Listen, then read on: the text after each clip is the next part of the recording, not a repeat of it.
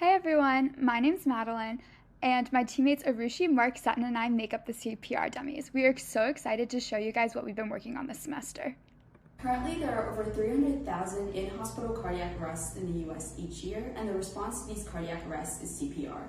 During the CPR procedure, pulse checks are conducted, and these are pauses and chest compressions that allow for physicians to determine if a patient has a return of spontaneous circulation. That means that they're able to determine if the patient's heart is beating on its own without the help of these chest compressions. Currently, these pulse checks last between 10 to 20 seconds.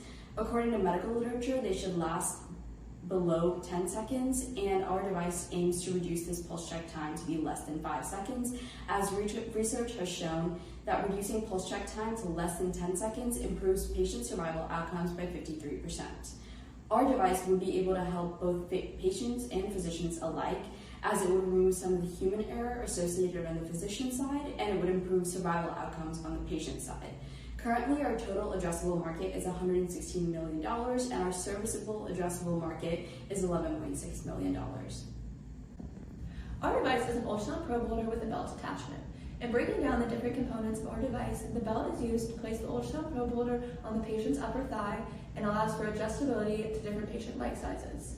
The probe holder itself is a cylinder with a 6 centimeter inner diameter that houses the ultrasound probe. Attached to the probe holder is a lip that allows for the adjustable belt to be looped through and also gives us the necessary offset to keep the ultrasound probe over the femoral artery. On top of the probe holder is neoprene fabric, which helps stabilize the probe in place while also still allowing the ultrasound operator to maneuver the probe as needed.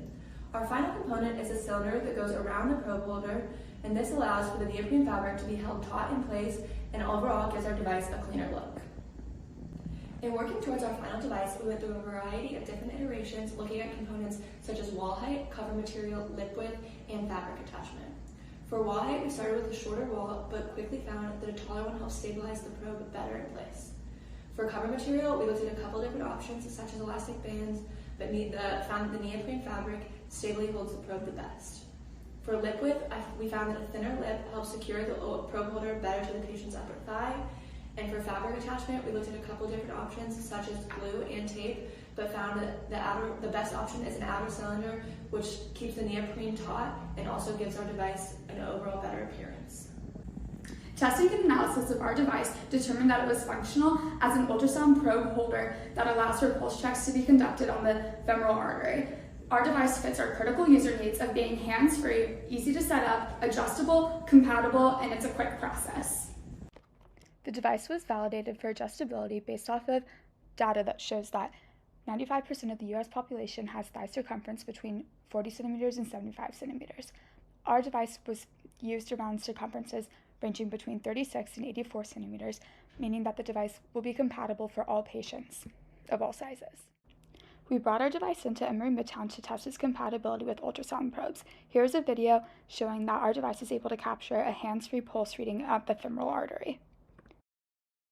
Our device improves on the current standard of care in 2 key ways. First, it fixes the probe over the femoral artery, removing the need to relocate the artery with each subsequent pulse check. Second, it provides a hands-free apparatus that serves in place of a technician to hold the probe.